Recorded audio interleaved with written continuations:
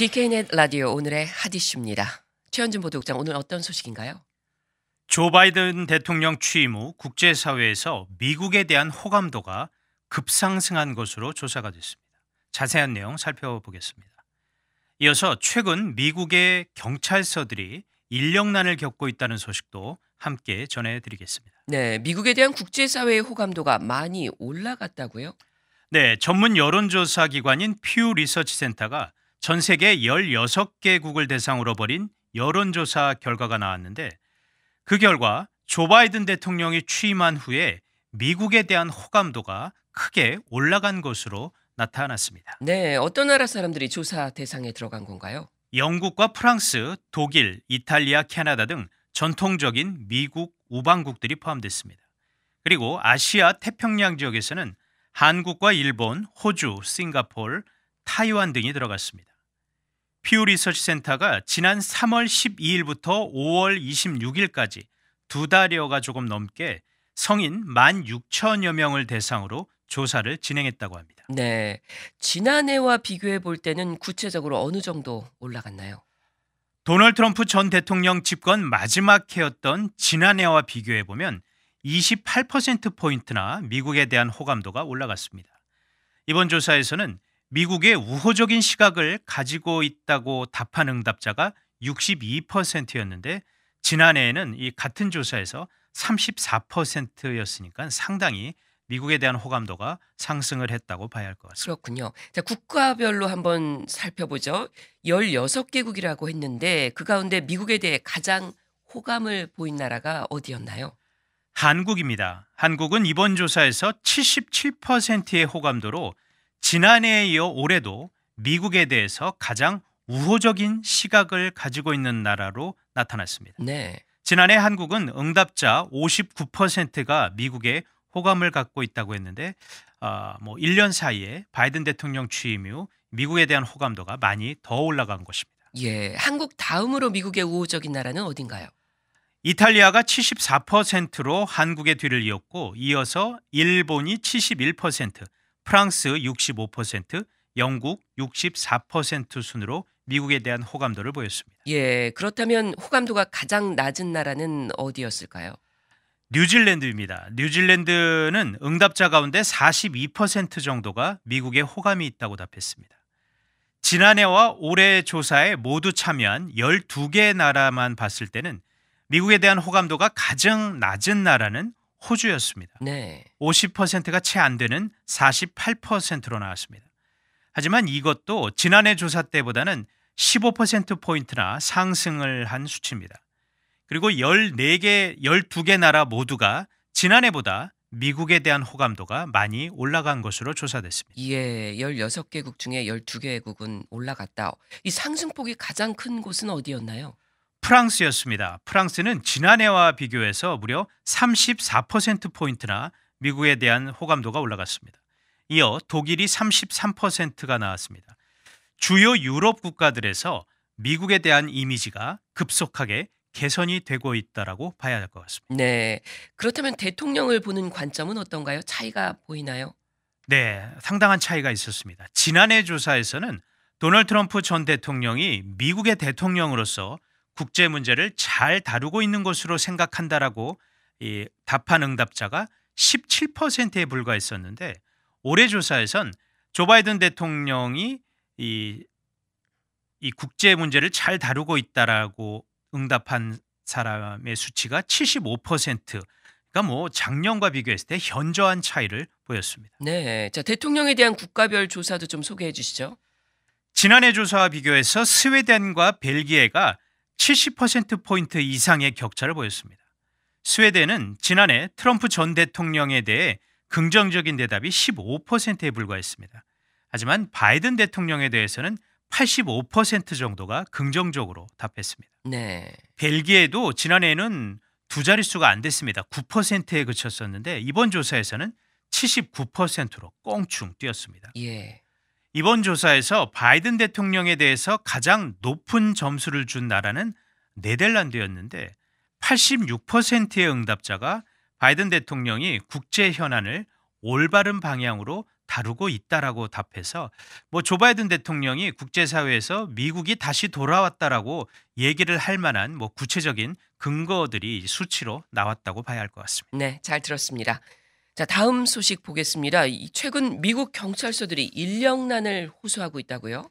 그렇습니다. 지난 1년간 은퇴하는 경찰관들은 증가를 한 반면에 신규 채용은 원활하게 이루어지지 않으면서 이 지역 경찰서들이 인력 확보에 상당한 어려움을 겪고 있는 것으로 나타났습니다. 네. AP통신은 조지 플로이드 사망 사건 이후 미국에서 검찰 개혁과 이 경찰 개혁과 함께 경찰 예산 삭감 움직임이 있는 등 경찰에 대한 일반 사람들의 인식이 달라지면서 경찰 채용에 어려움을 많이 겪고 있다고 전했습니다. 그렇군요. 자, 우선 조지 플로이드 사망 사건이 어떤 일인지 되짚어보죠. 많이들 기억하실 겁니다. 작년 5월에 일어난 일인데 미네소타주 미네폴리스에서 위조 지폐 사용 신고를 받고 출동한 경찰이 용의자인 흑인 조지 플로이드를 강경 진압해 숨지게 한 사건이었습니다.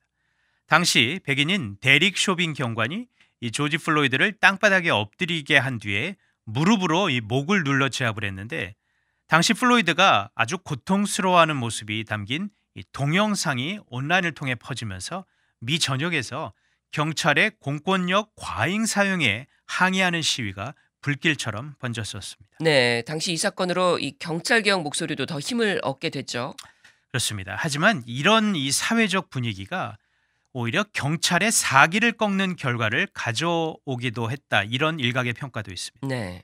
AP통신은 미국 경찰 행정연구 포럼이 최근 진행한 설문조사 결과를 공개를 했는데 미국 내에 약 200개의 경찰서를 대상으로 경찰관들의 은퇴율을 분석을 해봤는데 작년 4월부터 올해 3월 말까지 사이에 은퇴를 한 경찰관들이 전년도 같은 기간과 비교했을 때 무려 45%나 급증을 한 것으로 나타났습니다. 예. 반면에 경찰 신규 채용은 오히려 5%가 감소한 것으로 조사가 됐습니다. 이 경찰에 대한 사회적 시각 구체적으로 어떻게 변한 겁니까? 조사 결과가 있습니까? 네, 있습니다. AP통신과 여론조사기관 NORC 공공문제연구센터가 지난해 진행한 이 설문조사 결과를 보면 경찰의 폭력을 매우 또는 극도로 심각한 문제로 보고 있다는 응답자가 절반을 넘었습니다. 그러니까 경찰에 대한 반감이 적지 않다는 건데 네. 전미 흑인 경찰 간부 기구의 이 린다 윌리엄스 회장 같은 경우는 사람들이 경찰을 이 대립자로 본다면서 이런 사람들을 대상으로 경찰관을 채용을 한다는 거 상당히 쉽지 않다라고 토로를 했습니다. 예, 그러니까 이런 경찰에 대한 사회적 인식 때문에 이제 사람들이 경찰 되기를 주저한다 이런 얘기인데 그 외에도 다른 이유가 있을까요? 네, 여러 주 그리고 지역 정부가 경찰 개혁을 추진을 하면서 경찰관들에게 주어졌던 여러 혜택을 폐지하는 움직임이 일고 있다는 점입니다. 네. 대표적인 것이 업무 수행 중 위법 행위나 과실로 인한 소송으로부터 경찰을 보호하는 면책 특권을 폐지하려고 하는 움직임이 많이 일어나고 있는 것입니다. 네, 뭐 실제로 이 조지 플로이드 사건의 쇼빈 전 경관 재판에서 유죄 판결을 받았죠.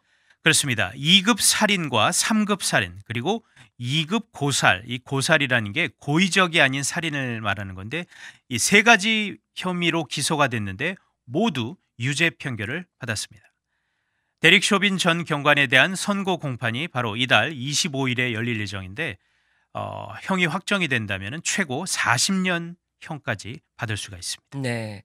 자, 이 플로이드 사망 사건 전부터 경찰 채용에 있어서 또 고질적인 문제로 지적되는 것이 있다고요.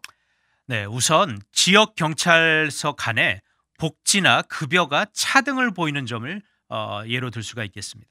새로 경찰관을 채용을 해서 훈련을 시켜 놓아도 인근 경찰서에서 더 좋은 급여 그리고 혜택을 제공하면 실제로 다른 경찰서로 이직을 하는 경우가 꽤 있다고 합니다. 네. 또 낮은 급여에 심지어 연금이 고갈되고 있는 지역이 또 상당수 있는 점도 중요한 문제로 지적이 됩니다. 그렇군요. 자, 구체적으로 이렇게 어려움을 겪고 있는 지역들을 좀 예를 들어 주신다면요.